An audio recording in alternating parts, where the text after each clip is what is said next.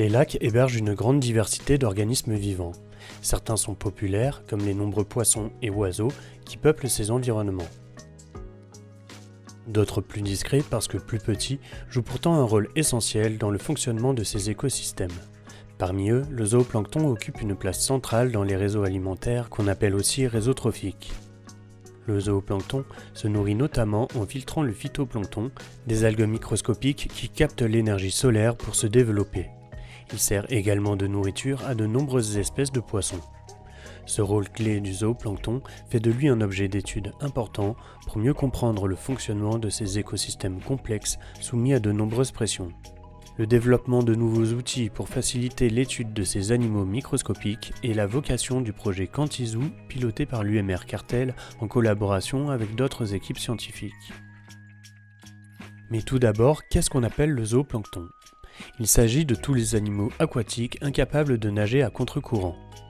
Dans les lacs, la communauté zooplanctonique se compose principalement de 3 types d'animaux. Tout d'abord, les cladocères sont de petits crustacés dont le thorax et l'abdomen sont fusionnés. C'est parmi ce groupe que l'on trouve les daphnies, également appelées puces d'eau. Les copépodes constituent un autre groupe de crustacés qui comprend de nombreuses espèces, parmi lesquelles des calanoïdes caractérisés par leurs longues antennes et des cyclopoïdes.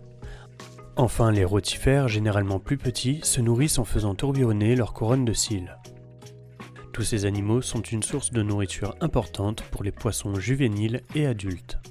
La composition et l'abondance des communautés zooplanctoniques sont donc des facteurs déterminants pour l'évolution des populations de poissons. Pour étudier et caractériser ces communautés, des filets avec des mailles comprises entre 60 et 200 microns sont tirés verticalement le long de la colonne d'eau.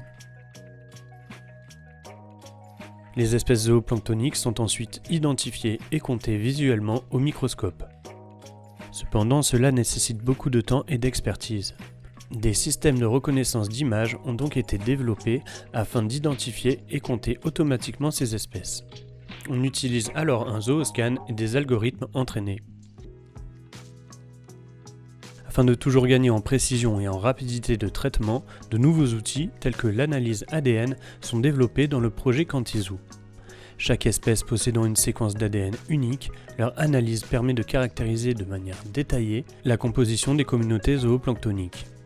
Dans le cadre du projet Quantizoo, les objectifs étaient de développer et de tester de nouveaux protocoles permettant des analyses ADN du zooplancton. Les résultats issus de l'ADN ont été comparés au comptage microscopique standard. Le nouveau protocole permet de détecter des espèces non repérées par les approches traditionnelles. Cependant, certaines espèces ne sont détectées qu'en microscopie car leurs séquences ADN ne sont pas encore référencées. La mise en œuvre en routine de ces méthodes nécessitera de compléter ces banques de références. Les résultats obtenus montrent une bonne corrélation entre le nombre de copies ADN et les comptages microscopiques.